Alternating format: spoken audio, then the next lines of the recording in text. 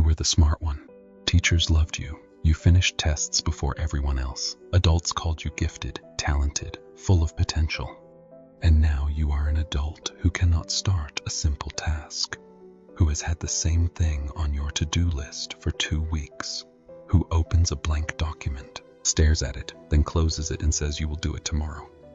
You are not lazy, you are terrified, and the people who called you gifted are a big part of why. Point 1. What actually happened? Go back to when you were a kid. Things just clicked for you, and adults noticed. But the way they praised you mattered more than anyone realized. They never said you worked so hard. They said you are so smart. Never I love your effort. Always it just comes naturally to you. And your young brain built a rule book out of that, a dangerous one. It decided that your value as a person came from being smart, and being smart meant things came easy, without struggle, without mistakes. You did not choose to believe this. You were a child, but you believed it completely, and you have been living inside it ever since. Point 2. Where it all broke down.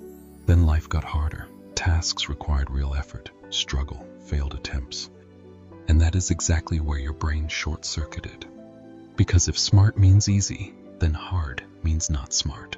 Struggling at something did not just mean the task was difficult. It meant the identity you had built your whole sense of self around was falling apart. And that thought was so unbearable your brain made a decision. Never finding out was safer than finding out and being wrong. Point 3. Why you actually procrastinate. So here is the deal your brain made without telling you. If you never fully try, you never fully fail. And if you never fully fail, the identity stays safe. This is why you wait until the last second, why you clean your room instead of starting the project, why the paralysis suddenly lifts at midnight when the deadline is 8 hours away.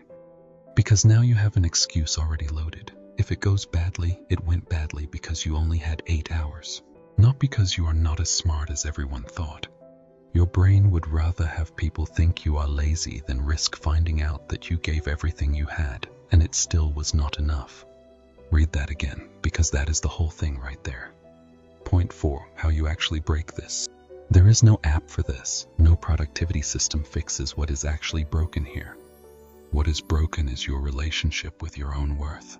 The only thing that actually helps is letting yourself make a bad first draft, an ugly one, a messy one you know is not your best, and then looking at it and realizing you are still whole. Nothing collapsed.